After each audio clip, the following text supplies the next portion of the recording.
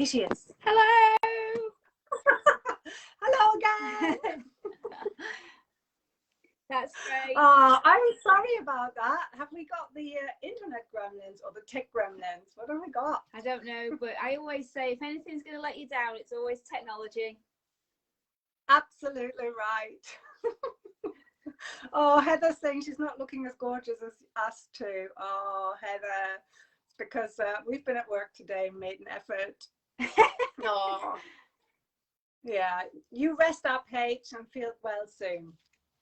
Okay, so tonight I am super excited to have the wonderful Joanna Taplin here, who is an award-winning certified organic and holistic beauty therapist.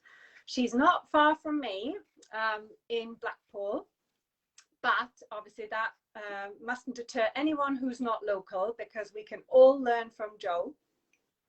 And her beautiful new therapy, destination, really. It's not a room anymore. It's an absolute beautiful destination salon that I've seen this morning. She's given me the tour. It's absolutely gorgeous. It's just newly opened after a relocation and obviously after all these lockdowns. So I am really, really thrilled to have you on. And yeah, I'd love you to tell us a little bit about you and how you got into organic and holistic beauty therapy, please. Hi. Well, first of all, yeah, my salon is called Sunshine for the Soul, and it's organic and holistic beauty therapy. I'm in my 7th year of business now. I was formerly based in Polton, and I ran as a private clinic, and I've now expanded onto Marshmill to include an organic and sustainable eco store. I absolutely love that.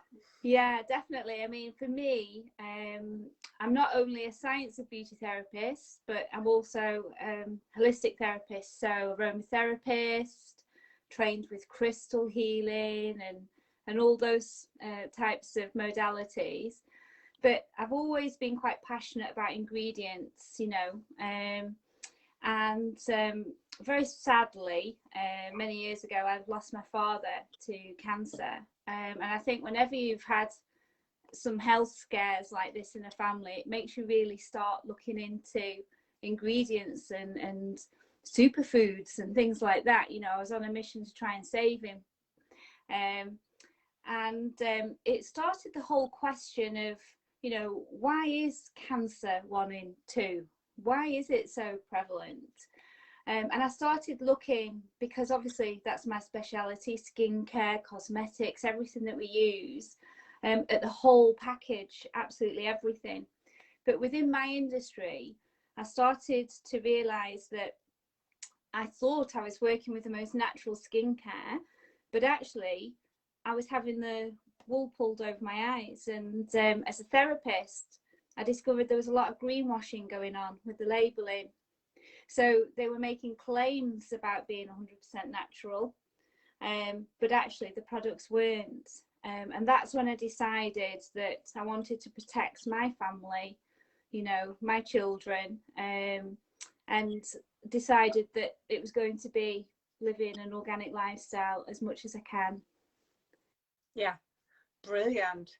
That's very similar to my story, because when I started reading the labels, for similar reasons, because I personally had the health scare or issue, the chronic one, which was debilitating, I was shocked by how much was actually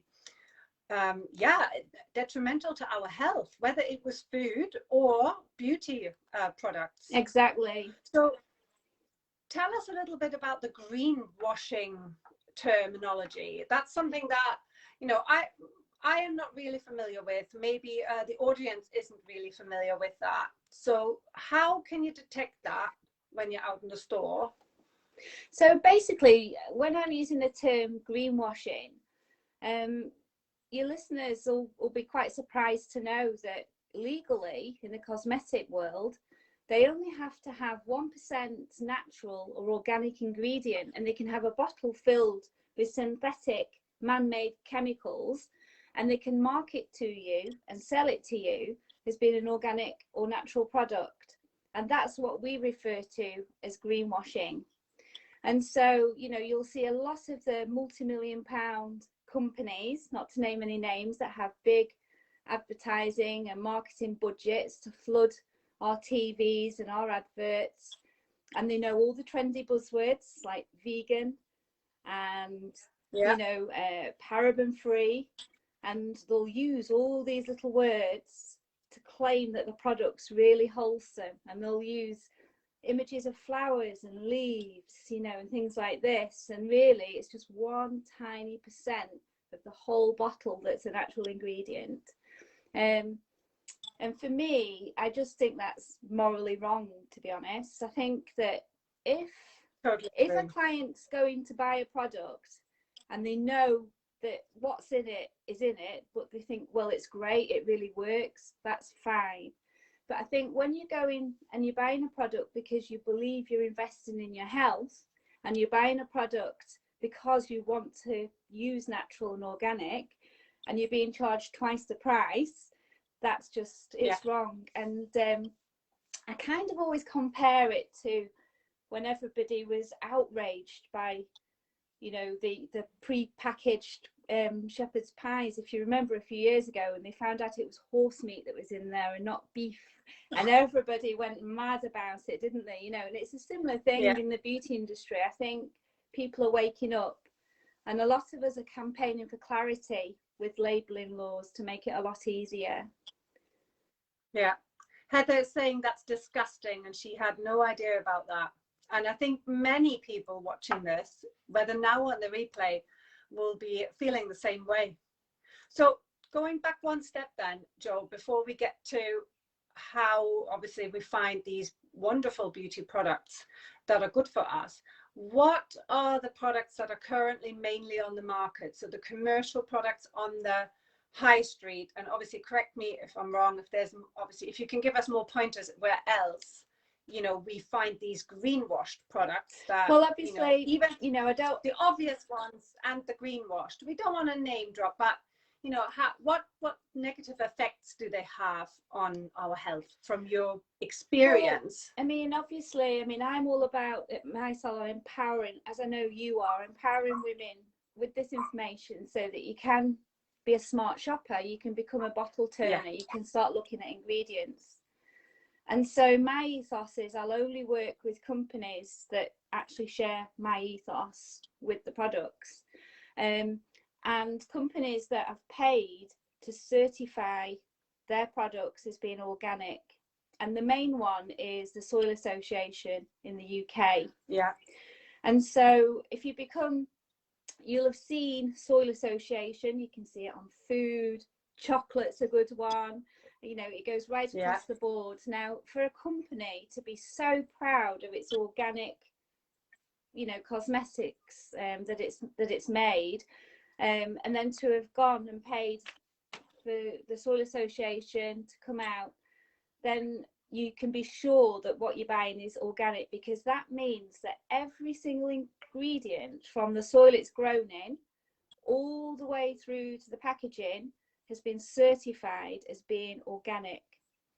If a product's organic, just like food, it should have a sell-by date on it too. Okay. So that's another pointer. But for me, I just say, once you go for certified organic, then you know what you're buying is really organic. So like I say, the Soil Association, there's EcoCert, that's French. There's USDA, which is America. There's Australian food grade. There's lots of different countries. There's Cosmos Organic. There's lots of different countries that have their own organic food grade certification for, you know, your cosmetics, because at the end of the day, we are what we eat and absorb. And, you know, absolutely, we're a living thing ourselves, and our skin just absolutely adores food grade to go on there, you know, not all these horrible chemicals and things that are in the bottles that you're buying, that the chemicals aren't in there for us, they're in the bottle so that the bottle stays on the shelf and doesn't get returned to manufacturer because it's gone off. Yeah, yeah, absolutely.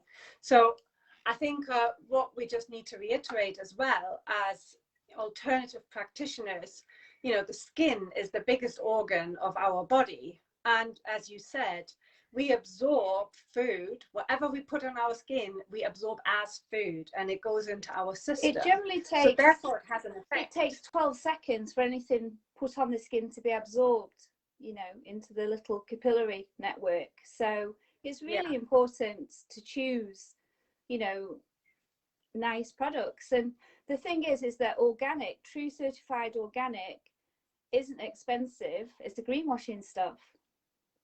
It's super concentrated, you know, it's bioactive and it's true anti-aging, you know, it's just beautiful. How do we how do the non-organic products react with our body and system and our skin from your point of view, from your expertise, as to, well, you know, what do you... I always say when I have clients that are coming to me because they're just at the end of the road really for problems with the skin, you know, they've got the most sensitive, reactive skin, they've been to the doctors, they've been to the dermatologist, they've been everywhere. And I always say that people with a reactive skin is actually working better than somebody who doesn't, because their skin's throwing it all off and saying, no, we don't need all these chemicals, you know. I mean, you'd be surprised to know that when you turn and you look at the label of a bottle that's non-organic, you know, generally the main ingredient is aqua, which is water, right? We all know that water harbours life. So that's where all the parabens come in, because parabens are preservatives. So they stop that bottle from going off, you know. The second main ingredient, and water's cheap, the second main ingredient will generally be liquid parfenium or mineral oil, which is actually a waste product from a byproduct from petrol. And the petrol companies really, because it's such an oily, greasy substance, can't get rid of it. So to solve the problem for years, they've been selling it for pennies to the cosmetic industry. And the cosmetic industry use it because it creates a big bottle of profit. But actually it's comedogenic. It's like coating the skin in cling film. It stops it from breathing, you know, and that's in all your baby oils, your baby products and things like that. And then we wonder why we've got all this childhood eczema and everything else that's going off, you know. Yeah, that's horrible. The word perfume, I mean, that is actually a cosmetic loophole, because you'd be surprised to know that's between 300-500 chemicals that they don't even have to declare what they are, because it's a secret recipe. Wow. That's crazy. Anything that bubbles and foams, like your toothpaste, shampoos, bubble baths, that we think such a luxury item, is generally an ingredient called sodium lauryl sulfate. And you'd be surprised to know that you'll actually find that in your engine degreaser in your car. Yeah. It's quite scary, really, you know. Yeah, absolutely. Jo, I've got some questions here. We've got the lovely Jen Rigby. She's saying, to one of your earlier comments, when you say your skin adores the natural product, how do you measure that, and what constitutes adoring it? Just saying thank you.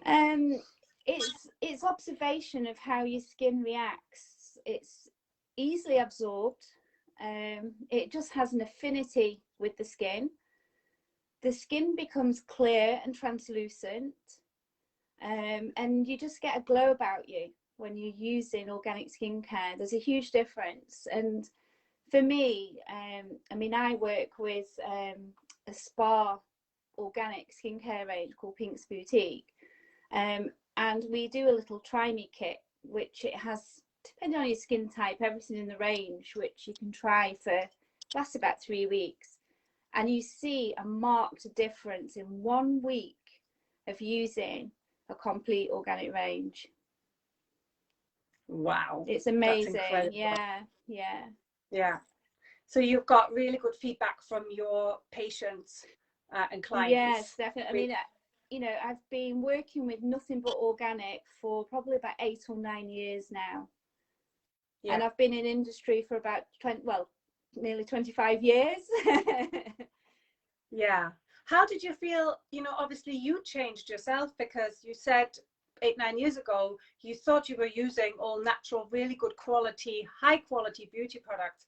When you changed yourself, how did that feel for you, Jo? Well, like I say, I saw a marked difference, you know, in how I was feeling, in my skin. And it's quite interesting now because, you know, doing what I do, I often get sent samples and different bits and bobs. And occasionally I'll think, oh, I'll give this a whirl, let's see. And my skin throws it straight off. It just throws it straight off. You know, I didn't really used to have a sensitive skin type, but it just throws it straight off. It doesn't want the chemicals, you know. It's developed an intelligence to say, oh, you know, those chemicals. Well, it's interesting that you're saying that, because I was just going to comment that our body is innately intelligent. And I think when we're covering it up with all these chemicals, whether that's from the outside, from the skin, or the inside, because there's so much toxicity in also our food chain now, our body, it gets almost numbed and masked, and therefore, well, and also I think we have lost the ability to really tune into our body and listen. So when we're changing, we're starting to tune in again, and we're allowing our body to, you know, use its innate intelligence to tell us what it likes and what it doesn't like, what's really good for it and what's detrimental to it. Most definitely agree. I think, you know, we have to, you know, really listen to our bodies, you know, and I say to the viewers, you know, do your own research as well, you know.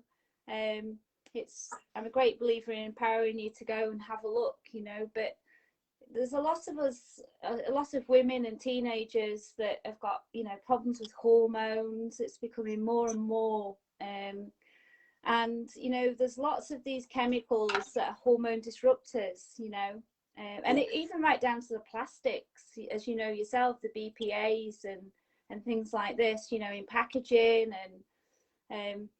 and it's quite a scary thing, you know. But at the same time, I don't want to scare everybody. I think let's get the balance right. I always say live by the 80-20 rule, you know. Absolutely, I agree. But, you know, if you've got the choice to buy something that's organic as opposed to non-organic, just treat yourself, you know, you deserve it. Yeah, absolutely. And actually, all of April, I have been talking about skincare on my Facebook pages. I've tried to, rather than recommend expensive products, which not everybody can afford, and they might be a one-off occasional treat, I have recommended using just natural ingredients like coconut oil. Perfect. as a makeup remover, as a moisturizer for the children, for the adults, etc.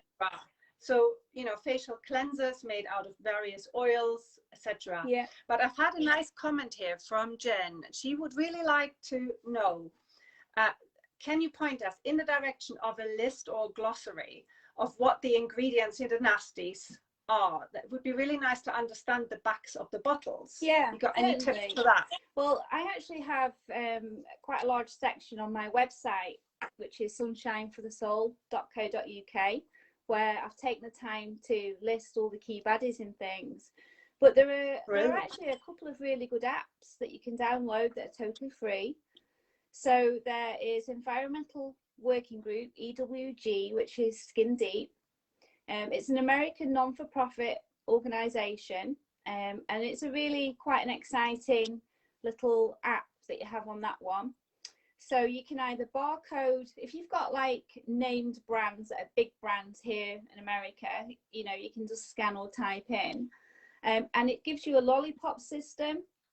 So, you know, the red, the amber, the green, and it'll tell you, you know, if it comes up red, what the dangerous chemicals are, what the science is linked to those chemicals, so that you can actually make smarter choices. Obviously, you know, trying to go for the green and the amber products, but mainly the green.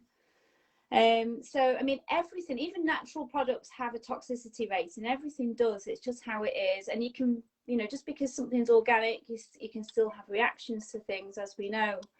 But it's about the overload to the liver, the kidneys, and everything else, really. You know, when you start thinking that on average we use at least 12 products a day. And for me, the alarming thing is that, yeah, it's safe to have all these synthetic chemicals in the shampoo, and then you've got them in your conditioner, and then you've got them in your body wash. We're being our own chemists, aren't we? We're layering and absorbing all these different chemicals. Nobody's researched the effects of layering all these chemicals on a daily basis, you know. And so if you can just limit that, then great, you know. Absolutely. And there's very easy ways of limiting by substituting to simple ingredients. Most definitely. And buy in the grocery store. You mentioned about the coconut oil, and you know, organic coconut oil, you can get that for about $5.99 a jar. Dare I say a superstore, but yes. But lots of other superstores sell them. But it's Soil Association certified organic. And that's absolutely amazing. Like you say, you know, it has a natural sun protection factor of about factor 8 in there as well. But a cleanser, you can't get a better cleanse than an oil-based cleanser.